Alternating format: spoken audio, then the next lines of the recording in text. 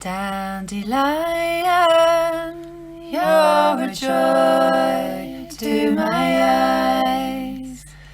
Dandelion, you're a joy to my eyes. Oh, your yellow and gold flies through the breeze. Far and wide you spread your seed.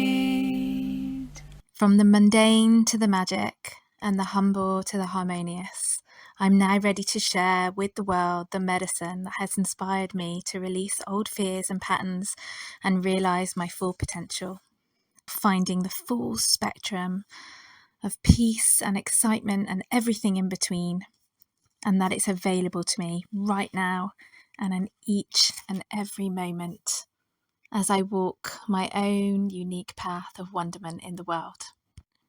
This podcast will inspire, hopefully, not only my journey and my story, but also yours. Welcome to podcast number 9 of Dandelion Stories. I'm Emily Doe, and this is going to be a really, really magical chat with Nicola Humber from the Unbound Press. The Unbound Press is the publishing company that I have been on the journey of writing my book and will this year publish my Dandelion story. And in this chat, I'm going to be talking to Nicola about soul activations and creativity. Now, soul activations are, as far as I'm concerned, an invitation to connect with your inner wisdom and ignite the creativity that lives deep within all of us. For me, this is about trusting the whispers of our hearts and following these breadcrumbs of inspiration that guide us back to being our true selves. It's a process of uncovering layers of self-doubt, fear, and perfectionism to embrace the wild, authentic spirit that is uniquely ours to share with the world. Creativity in this sense is not just about making art or writing a book. It's about expressing the essence of who we truly are and stepping into a life that feels aligned and alive. And of course, that is ever evolving and changing. It's the courage to be seen and to be heard and to move past fear and to embrace the messiness of imperfection. This journey is about finding joy in the process. It's not about a final destination. It's about celebrating our individuality and leaning into the magic of community and connection, which can be so supportive.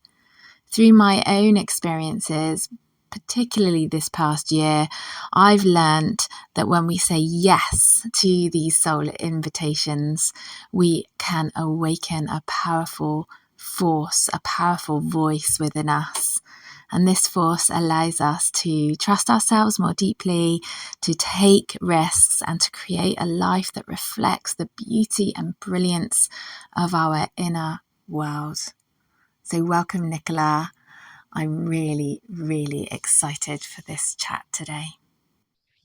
Hi, Nicola. Hey, Emily. I'm really, really excited to be here. Thank you so much for being here. I am so excited for this talk today. And I'm going to just dive in with the first question for you. And I would love to hear your perspective on what soul activations means to you and how they can connect to unlocking our creativity. I love this question so much. Really, really do. And actually, like you asking this question got me really thinking about like my own journey and kind of the unbound approach to writing a book, because I always say it's soul led. And I say that, and then sometimes I don't even think about too much like what that means. And for me, there is something in like when we say yes to like an intuitive like hit or down low, when we say yes to ourselves, to a decision and make a commitment to, whatever the next step on the path is, like something is activated within our soul when it comes from like that really aligned, like inner knowing place.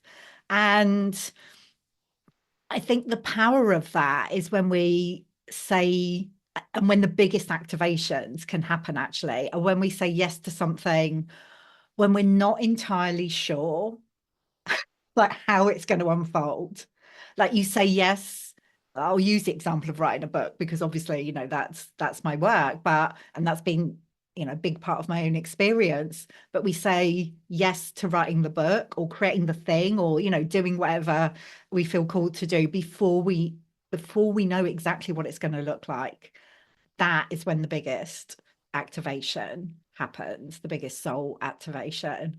And it takes a lot of trust. Like rather than waiting for permission for somebody else to go, oh yeah, you should do this, or you can do this, rather than waiting for it all to be mapped out and clear, we just go, no, this feels like what I'm meant to do. And we say yes. And I know you've experienced that. I was just gonna say, like, you're literally speaking to like my whole experience of I know. last year. I know, I know, I know, but and you're not alone in that. I really feel, you know, I'm not saying there can't be like a soul activation without it be.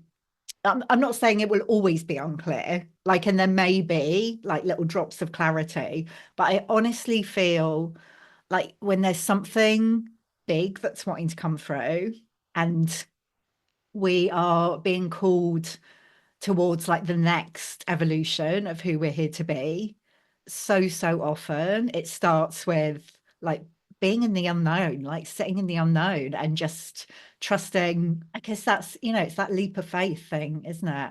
Just stepping Absolutely. And in. there's that saying, isn't there, about something to do with like being in the edge of your comfort zone, and that's like the most stretchy place to be because Yeah, actually, if there isn't that discomfort feeling, then there isn't going to be that growth. It's like the seed kind of pushing through the soil, or like yeah, there has to be that. It's scary. It can be yeah. scary. 100%, it can. It's like an identity piece, I think. When we say yes to ourselves, to, the next thing, whether it's a book or, a piece of work that we're being called to create, a decision we're being called to make, we have to kind of remember more about who we are and who we're here to be. And that can like challenge I know this has definitely been my experience. It can challenge like who we thought we were, who we've been up until now. A big part of my journey has been like moving from like the good girl to my unbound self. And that is it's always a work in progress. And it's that identity piece. It's like, no, that's not who I am. That's not who I'm meant to be.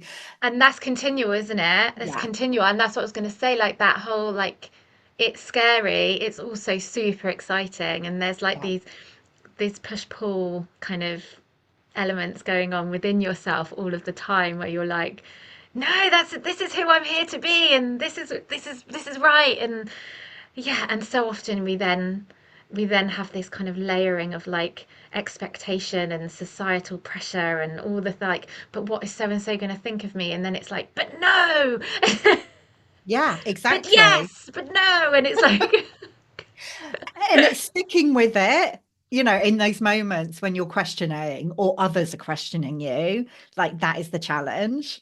Because yeah, absolutely, there will be that kind of, that pulling forward, that push, like yes, that expansiveness, that really great feeling we get when we're called like towards something. But that only lasts for so long, and then we have to navigate like the reality of what we're being called to do. And like you say, other people's reactions as well as our own. Like, I what am I was I was doing? going to say, in the most part, it's our own Yeah, internal reaction and it's our own internal questioning of ourselves. Like, in my experience, people in my world have only been supportive of Hmm. me and my decisions to write my book. Yeah. So, Yeah, which is yeah. fantastic. Which, and actually, I would say most of the time that is the case because people, uh, well, I think a lot of people, have that dream of writing a book themselves anyway, and also like people understand it. Like maybe a lot of decisions that many of us have made in our life don't make sense to a lot of people because we're on a different kind of path. But actually writing a book is something that people can get on board with. It's like, oh, okay, yeah, I know what that is. That makes sense to me. It leads me on to asking you really how writing your book transformed your personal journey, your personal growth, and if there was any kind of unexpected realizations or challenges that you encountered yourself along the way. Mm, mm. Well, I guess, following on from what I've just said, there is something about writing a book. For me, it feels really grounding. Like it's definitely writing each of my books has been a way for me to really land, like my experience, the insights that I've been gaining, like new realizations. It's just such a great way to actually document that, make sense, like of my own journey, of my own story. Like it's been huge for that. And of course, there are lots of other ways that we can do it. We can be sharing on social media, like by email, whatever it is. But there's something about a book because particularly like a physical book, like having a paperback or hardcover version of your book that, you know, for me as an author, like I can look back to Hillier and a Good Girl, which came out in like 2016. And then Unbound and Unbound Writing, and it kind of makes sense of my own journey. Like I've got like I could look back through Instagram posts or something, but you actually through the process of writing your book, you get to like really distill your knowledge, your wisdom, your experience, your story into this like tangible thing. I think the tangible nature of a book is really powerful because for so many of us, we're on this kind of spiritual path and it can feel quite floaty a lot of the time. There's a lot of ideas floating around. We're creative beings and we're called to lots of different things. We have lots of different experiences. Um, and actually being able to take the time and energy to kind of bring that out of the ether and into something as tangible as a book. Like for me, yeah, I think that that process of making sense of my own experience, and then of course it gets to benefit others, but it's been huge.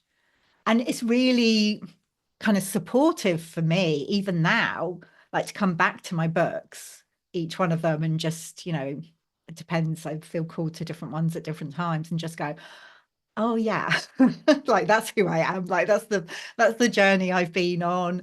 Um, and kind of reading words that my younger self wrote, me 8 years ago or 6 years ago, whatever it is, and go, yeah, I love that. Like that was so wise. Oh, I love what you said right at the beginning when you said it's really grounding because for Mm, me, that's exactly what it is.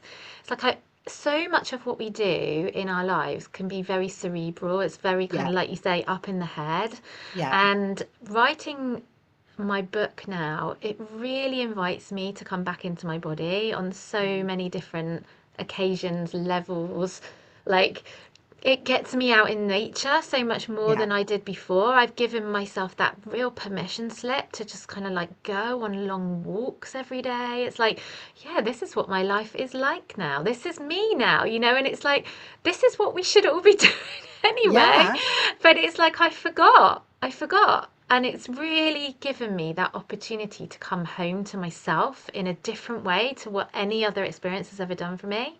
yeah. Yeah, I love that you say that because, I think, well, when we think about writing a book, we do imagine that it is going to be quite a cerebral process in itself. Like we're going to go up into our heads, we're going to, be really thinking about like the structure of the book and what it wants to be, and, the writing process, the way we've been taught to do that at school. Um, and often in our careers is like in a very head-based thinky way.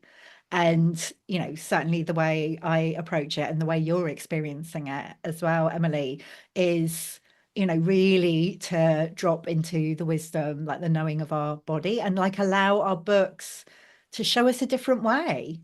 And for me, a big part of my writing process is always like getting out into nature, going for a walk. That's when like the ideas are dropping in.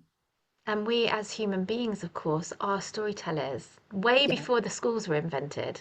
exactly. Way before business was invented. It's what we do. It's what we are. We are creative. We are creators. We are storytellers first and foremost. That's how we survived. That's how we evolved to survive. And we've not been doing that. We've all been living like these little siloed lives where we don't share about ourselves. And yeah, really giving myself permission to share my experience of the world and my own phenomenology. It's like, yes, like, yes, Yes, this feels so freeing. it does. It does. You know, what I love about this process is like it gets to be transformational for us as the authors, and also it gets to be transformational for our readers, the people who are connecting with our books and our words and what we're sharing. It's like such it's such a win-win. It really is. And the piece around story is really, really important because often this is something that can come up. I feel like it's come up for me many times on my own journey, and I know it comes up for a lot of the women that I work with. It's like, oh wow, yeah, I know, but I can't put too much of me into my book. People aren't going to want to hear about my story. um it's self-indulgent to share too much of myself, and wanting to focus more on like the information that they've got to share. And it's like, no, it's your story that brings it alive. Like that is how somebody is going to be able to connect with your book and what you're wanting to share. And it doesn't have to be like some big like rags to riches story. Like it can be the small moments that create the deepest connection. Yeah. Oh, I was just talking to somebody else earlier, and it was about Gavin and Stacey. Yeah. And I watched the documentary about that just over Christmas time, and they said exactly that. It's like you're letting somebody into those small moments, those real moments of life, and then just us ordinary people. We're all just human beings at the end of the day, living our lives, and Yeah. allowing people into that.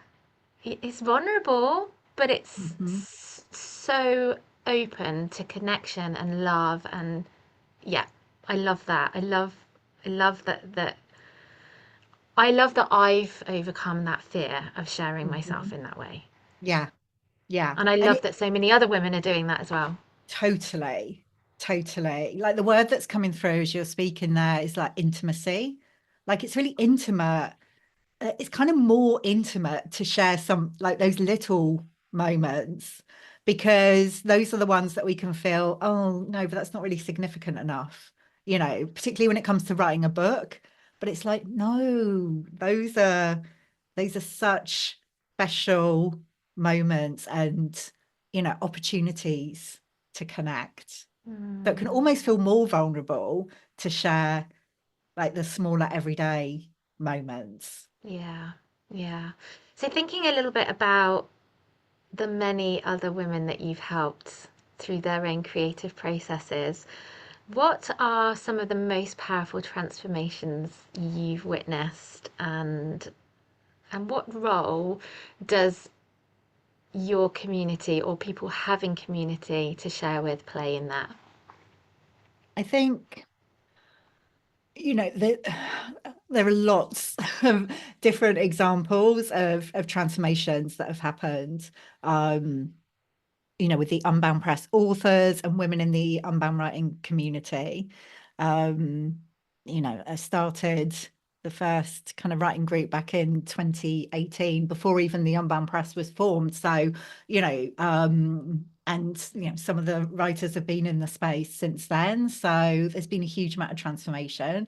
I mean, I feel like the core piece is what we were talking about earlier, like what happens when a woman allows herself to sit in the not knowing, because so many people come into the book writing process and they think, I know what my book is, I know what it wants to be, or they've got a pretty good idea of what it wants to be.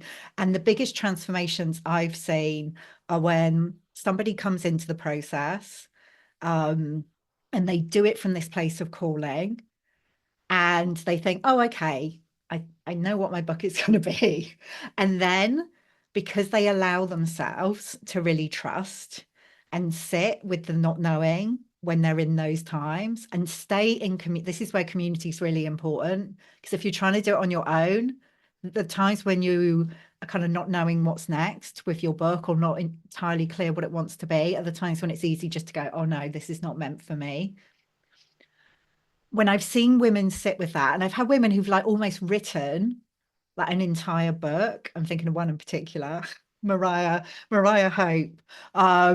Like she was in the Unbound Writing Mastermind, and she pretty much wrote like a whole manuscript of the book that she thought she was meant to write, and then it dropped in that she was meant to write something different, and she was courageous enough to go, okay, I'm going to put that first one to ones that's not the book that I'm meant to write, and wrote one that was much more powerful, Labyrinth, My Journey to Belonging.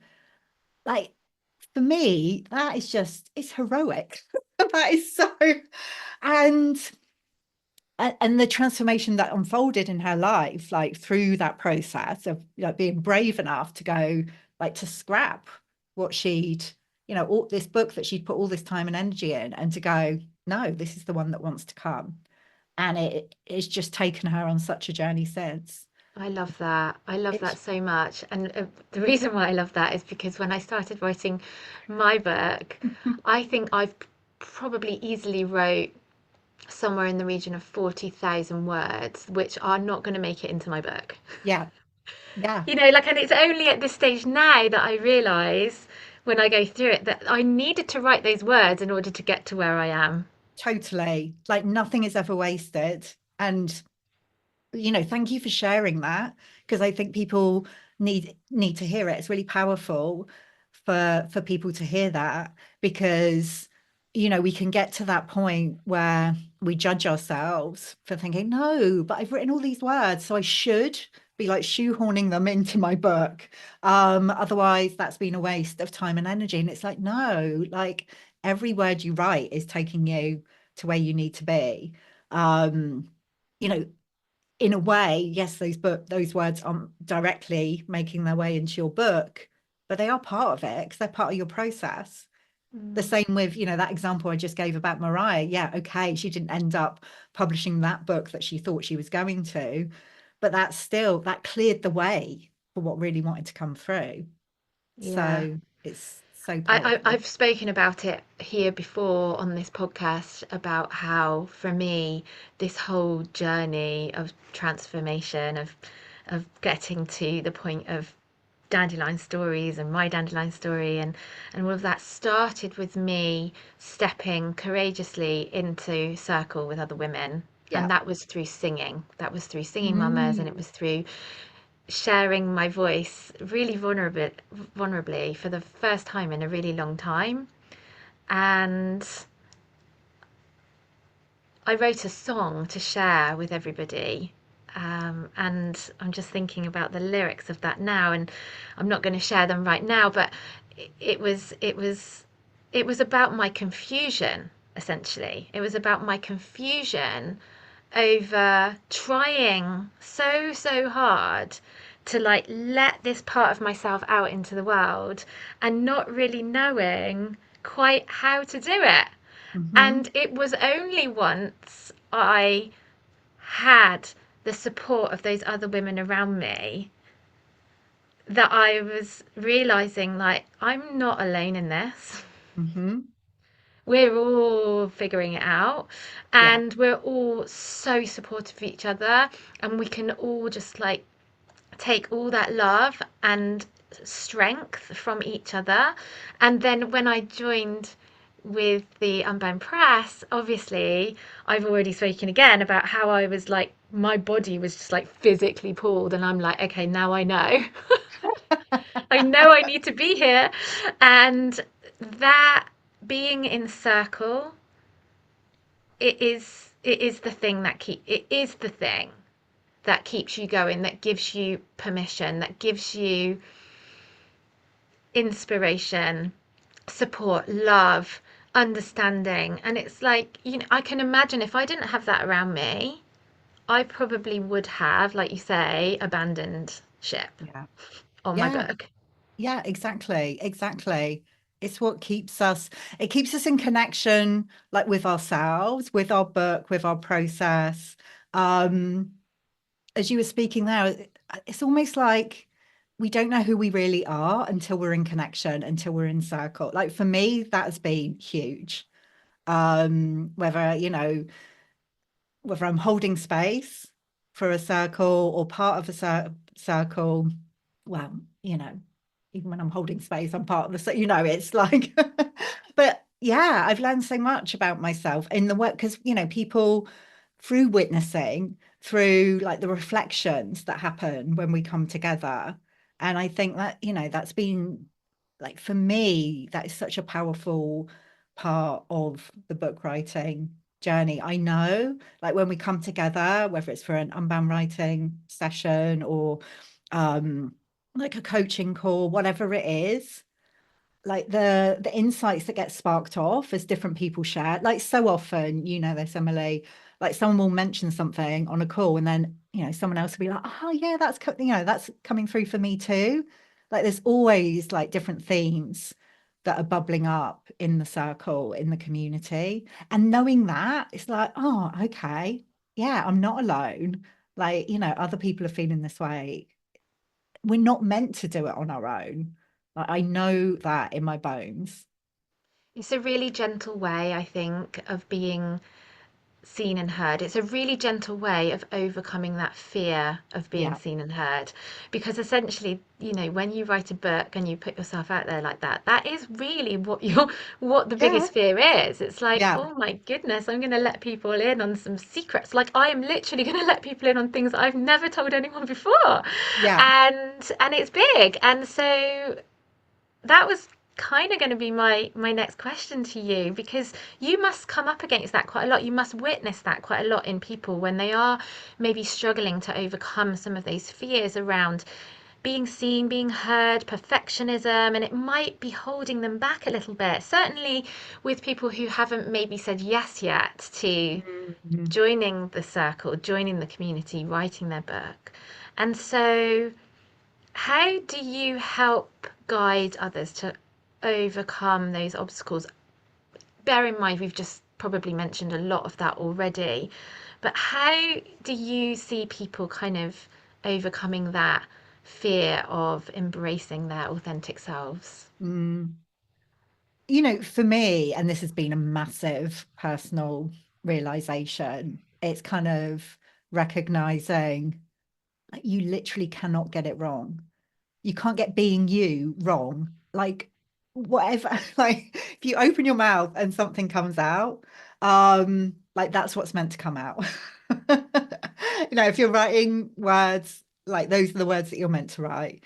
And it's the parts of ourselves that we judge or we can judge as kind of imperfect, or weird or whatever it is, those are the parts that actually kind of create the deepest connection. Like those are the most magical parts. And it's been a massive, like obviously I'm still on this journey. But that's been a huge part of my journey.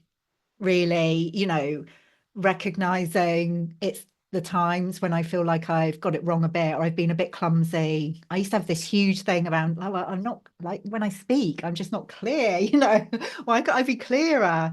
Um, And people would reflect back to me, well, no, it's, you're perfectly clear in what you're saying. I'm totally getting what you're saying. But I was really, in that place of judgment. So I would hold back. And now I think working with like the words, the energy of Unbound, it's kind of like anything goes. So, that feels like that gives me a lot of permission. And through doing that myself and being on that journey, like again, it's something I know, like at my core, is the parts of us that we've been judging. And we think that, these are the things that we've got to try and like shape up and get it right. It's like, no, don't kind of shave off your edges. And of course, there's ripples of that going out Totally. because by giving ourselves permission to do that, we are giving other people permission to do that as well. Completely. Completely. And I was talking this week, I've been doing some coaching, being the coachee myself, and really digging into that part of me that really deeply feels rejection sensitivity. Mm, And I think that is one of the biggest things that doesn't hold me back anymore, but it consumes a lot of my energy. yeah. It consumes a lot of my energy. So you may have overcome the fear to be seen and heard, but then how much are you dwelling on it after the Mm, fact and like, oh, what did I sound like? What did people think of me in that moment? Oh my goodness, I stumbled over my words there, and and it is an ongoing journey. It is totally. something that we're constantly, yeah, leaning into, trusting more and Totally. more in ourselves. I really resonate with that. Really resonate with that. Like, I'm talking about this, but still, yeah, I can come off a call or something like this and think, oh, why did I say that? Or why didn't I say this? And like, or that person was just like looking a bit blank at me. Like, not you, but on a call when you're on a group call or something. Yeah, of course, of course. But again, I think the important thing is when these things are coming up, it's like we don't make ourselves wrong about that, and we don't make it mean, oh, we shouldn't be doing this, we shouldn't be writing a book. I mean, a practice that I encourage is like bringing it to the page. Like if something's coming up for us, you know write about it. If you're feeling some kind of like not good enough or not clear enough, or who am I to do this, I always encourage authors to like bring that into their writing in some way, because when we do that, and it's actually the same, if I'm on a call or an interview or something and I feel like I'm getting a bit muddled, or, acknowledging that in the moment, it creates connection, and also it frees something up within us. So I think that's a really powerful practice, like I acknowledging think in the so. moment. I think acknowledging, and also rather than burying it, Yeah, like you say, acknowledge it, bring it to the surface, bring it yeah, out in some way so that you can reflect and then you can learn from it. Like for me, where things have cropped up for me this week, particularly in some of the other projects that I'm working on, and there's been that moment of I'm perceiving that I'm being criticized, even though I'm not being yeah. criticized. It's given me a chance to look at that and go, okay, where do I need to firm my boundaries up a little bit more Hmm. here? Where do I need to express more fully and more clearly who I am, what I'm about, and what I'm here to do? Yeah, And then there's no room for me to sit around thinking, oh, what did that person think in that situation? And are they thinking this and are they thinking that? Because actually, I am me and this is what I'm here to do. And yeah, I'm nailing it. yeah. Exactly. That's what we're here to do. We're here to nail being ourselves. Like that's our only job. Whether that's through writing a book or creating some kind of like program or retreat or the work that whatever it is. Yeah, it's like the most important task that we have is just to be ourselves as fully as we can be. Yeah. Yeah, and that is what soul activation is at the end of the Yeah, day. exactly. Exactly. Um, so I have one more question for you. I think we've talked already about how it's important to lean into trust and love over fear when taking our own creative risks. And obviously, creativity for me isn't all about writing a book, it's not all about painting, it's about all of those decisions, those boundaries, those choice points in our life that Mhm. where we are creating ultimately what feels good in our hearts for ourselves and the way that we live. I would love it if you can share a specific moment when trusting the process paid off for you, and what advice would you give to others who are considering stepping out of their comfort zone to make a change in their life? Mm. For me, it was starting the Unbound Press. Like that's the moment because it was, I mean, obviously it's more than a moment, but I do remember that that single moment when I got to make the decision whether to do it or not. When somebody else said, "Oh, I can imagine you doing this and holding space for other women to write their books, and you'd have your own publishing imprint, and it'd be called something like the Unbound Press." And in that moment, like I've spoken about it lots of times before, but I knew, like in like every cell in my body, that that's what I was meant to do. So I think that's kind of an example of what we were talking about earlier, where you feel that, yeah, I'm meant to do this. And then pretty much straight away, especially when we got to the point of actually kind of starting the company and sharing about it, I was like, what on earth am I doing? Because I had no experience. Like I'd have the experience as an author of publishing my book, but not from the side of actually being the publisher. And I did have a lot of support in place as I was starting the Unbound Press, but still, I would wake up in the middle of the night and just say, what am I doing? I don't know how to do this. How am I gonna, because there was a part of me that wanted to like know the whole path and know exactly how it was going to unfold. And, I didn't because I'd never done it before. I didn't know if people would get it. I didn't know if people would be interested.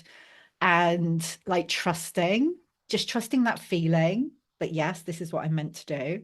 And carrying on trusting it, ever since. Like it still at times feels like a risk. It's like I still have those moments of like, what am I doing? Especially as it expands, you know. Um, so yeah, for me, that's the biggest example in my life. And talk about soul activate. I mean, I really, it's not even that I believe, I know that this is my soul work. This is what I'm meant to be doing. Yeah. I just want to share that I have this slogan that kind of is working up in me that I keep repeating in my social media, and it appears in my book as well. And it's creativity sparks more creativity, magic sparks more magic. Mm. And I know that my soul knew your soul. Mhm. And when I Oh, first met you, it was like, just trust that you have to go on this journey with this particular person, and that magic is going to literally take over your life. I mean, And I've that's just, exactly what's happening. I mean, I just got full body chills as you're saying that. And yeah, I believe that this community, like, I quite often describe it like rather than a publishing company, a publishing community. I just feel like, we're all these different souls who are meant to be together, like co-creating. And people kind of hear the call and come into the community. And of course it is about the books, but it's about so much more than the books. We're just meant Absolutely. to And the be, book is a vehicle for me. It yeah, is a vehicle for me to literally rewrite my life the way that yeah, I want it to be. And I didn't have a clue what I was going to write in my book when I said yes to a publishing mhm, deal with you. And it's a self-publishing deal, so I've paid to do it. And it was like, okay, am I really doing this? Am I insane? Oh my goodness, but it's so exciting and it feels so magical. And yes, I'm going for it and I'm just going yeah. to jump in. And I did, and I jumped in and I am living. I feel as if I am living on my own terms for the first time in a really long time. That is amazing. That is amazing to hear. It's amazing to witness. And, this is where the magic happens. And I think, this is what makes the Unbound Press quite different because, even with a hybrid publishing company, they would normally expect somebody to know, like have a really good idea of what their book's going to be. And we're just like, come, just come, it'll happen. It will happen in the space. We trust it. And Absolutely, and we need to have more people trusting in themselves. yeah, There's exactly. been so far, the narrative has always been, oh, but can you trust that? And it's like, no, that needs to change now. We are trusting ourselves. Yeah. Yes. Yeah. Like, what else? Who else are you going to try? Like, it's got to start with ourselves. We spend, and this has been my experience, spending so much of my life putting other people's, like, trusting other people more than myself. And it's like, no, that's just doesn't make any sense. But again, that's what we're taught to do. Well, thank you so much for holding this space and for being you and doing what you do and welcoming us all into this magical space where we're creating just beauty in every moment. And I am gonna wrap things up there. I think that like I said to you before we got onto the recording, this is number 9 of Dandelion Stories. It feels really fitting. I am a number 9 in numerology, and it's a real ending of this particular series of Dandelion Stories. I decided a while ago that there was going to be 9 episodes per series, and I am going to take a break from this podcast so that I can finish my manuscript and get it off to you as soon as possible, as well as working on some really exciting other projects that have all come about in the last couple of months. And yeah, then next time we come back to the podcast, it feels like it's going to be a very different podcast, but in the best possible way. I've grown so much just in this very short amount of time since June when I launched this podcast. So thank you so much for being here on what feels like a very special episode for me. Oh, well, it's a complete honor and it's been a joy. I've loved our conversation so much. Thank you, Emily. Thank you, Nicola. When we work together in collaboration with each other, helping other women to find their voices and share their stories, it gives permission for everybody else to rise up and do the same. So until next time, sending so much love. Dandelion, you're a joy to my eyes. Dandelion, you're a joy to my eyes. Oh, your yellow and gold flies through the breeze. Far and wide you spread your seed. I want to give a big, heartfelt thank you to Laura Julius Cohen for donating so kindly her beautiful Dandelion song to this podcast. Laura is the lead singer-songwriter of Soulbound. Go check them out. I've put links to their socials in the show notes. Laura also loves dandelions, and she loves how far their seeds can travel, just like songs and stories. Again, I'd just like to mention that I really love it when you share, rate and review on whichever podcast station you prefer to listen to. Thank you.